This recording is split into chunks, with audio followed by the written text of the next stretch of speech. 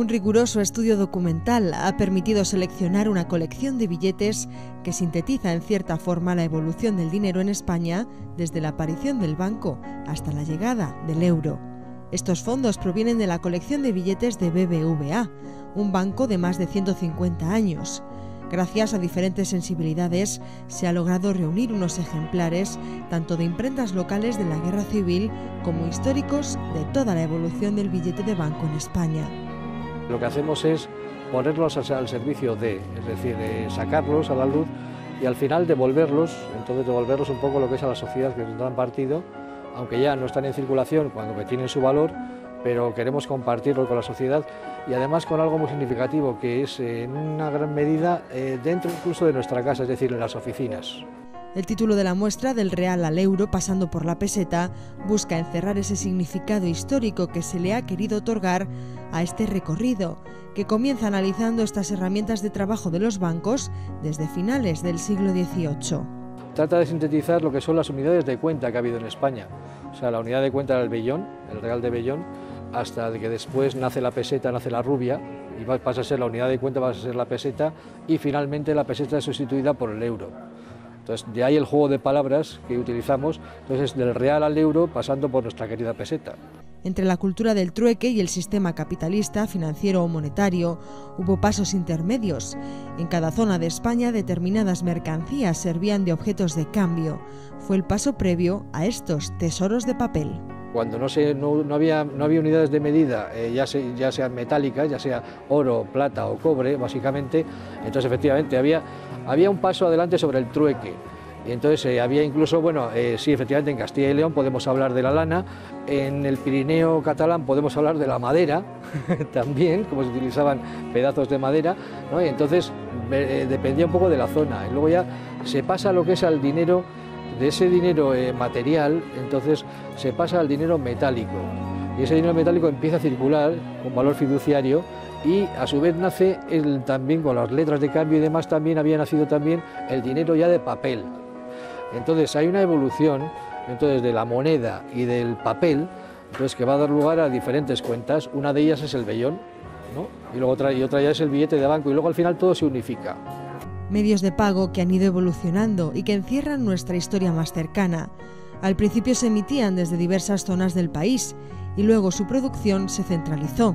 Diferentes etapas que se distinguen en esta exposición. Habría una primera parte que sería entre finales del siglo XVIII y 1857, en el que tenemos toda una serie de billetes de banco hasta que nace el Banco de España, partiendo de los vales reales de San Carlos, y entonces como hay una serie de bancos de Isabel II y demás que dan lugar al Banco de España, hasta mediados del siglo XIX, hasta 1857, 56-57. ¿Por qué? Porque en el 56 es cuando surge la ley de bancos, y entonces ahí entraremos en una segunda etapa que dura hasta el 74, entonces cuando había en España entre 20 y 22 bancos de emisión, y ahí es donde nace el Banco de Bilbao, y donde había una serie de bancos, entonces también locales, el Banco de Zaragoza, Banco de La Coruña, en fin, había una serie de bancos, Banco de Valladolid, entonces había una serie de bancos que emitían en sus zonas de influencia, y luego después, en 1874, es donde ya se abre entonces el abanico de que el Banco de España tiene el monopolio del privilegio de emisión. Y junto con eso, 5 años antes, en 1869, es cuando nace la peseta. Entonces ahí es el momento clave y ya desde ahí en adelante, entonces tenemos toda la evolución de la peseta hasta que desaparece. Y luego ya pasamos al siglo XX, y en el siglo XX vemos una serie de etapas muy significativas. Entonces, primer tercio del siglo XX, que está todo dividido por los paneles.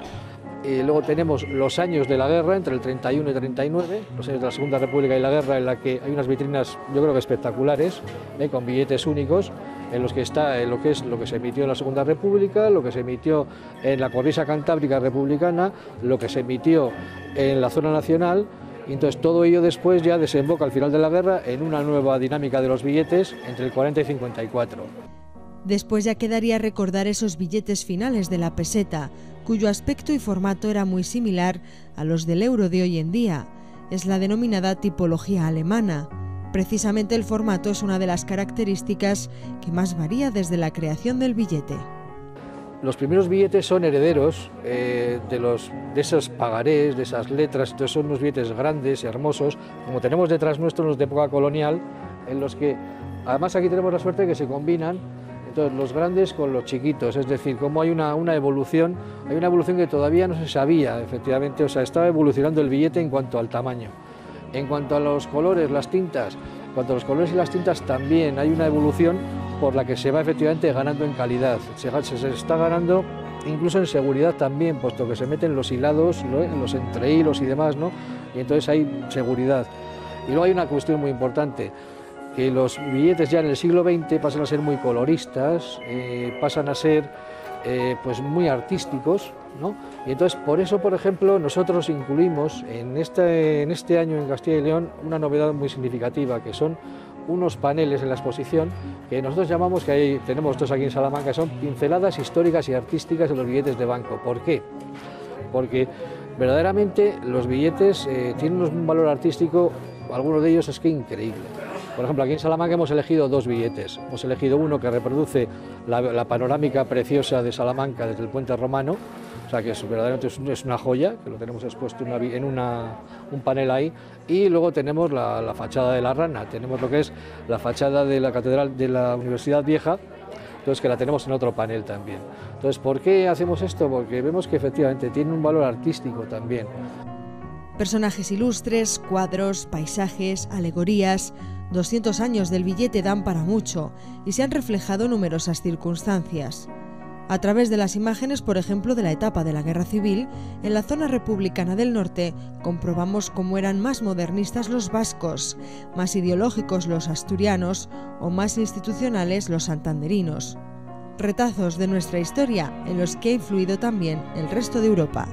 Ha habido una evolución parecida a lo que es a la cultura mediterránea, o sea, nuestra cultura. Entonces, ¿qué es lo que, por ejemplo, cuál fue uno de los cenit de la cultura mediterránea? Pues uno de los cenit fue la cultura griega. ¿Por qué? Pues porque el ser humano, o sea, la medida del ser humano pasó a ser la medida de las cosas. Y entonces, ¿qué ocurre con el billete? Lo mismo. Lo que hacemos es adecuar el billete a nuestra medida. O sea, no nosotros a medida del billete, ¿eh? O sea, no tenemos que hacer pantalones o bolsos a medida del billete, sino que hacemos billetes a medida de lo que nosotros hacemos. Es decir, son parámetros de nuestra cultura, que siempre tendemos a hacerlo todo, o sea, nosotros como eje. Así que primero fue el billete y después el monedero o la cartera se hicieron a su medida. Y ahora estos paneles han sido creados para recordar nuestro pasado. Pero ¿y el futuro?